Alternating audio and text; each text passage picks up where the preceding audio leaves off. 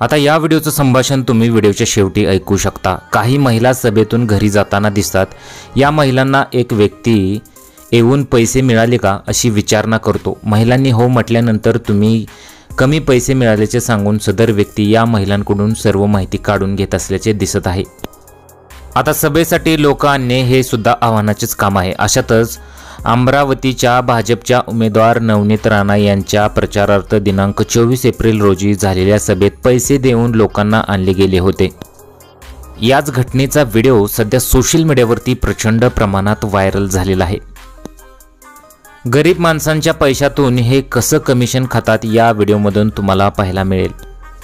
अनेक महिलांना हे लोक पैसे देत आहेत। विचार करा यांच्याजवळ किती पैसा असेल आणि हाच पैसा तेही गरिबांकडूनच कमिशन खातात असं अनेक लोकांचं इथं मत आहे। तुम्हाला काय वाटतं? तुमच्या प्रतिक्रिया जरूर कळवा।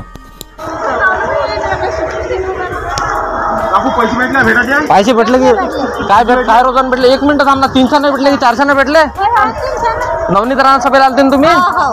300 ना 700 ना पैसे उचलले अनिल ना। तुमच्याच ग्रुपचा अनिल आहे ना? अनिलच्या ग्रुपचा आहे तुम्ही? अनिल भाऊच्या ग्रुपचा आहे ना?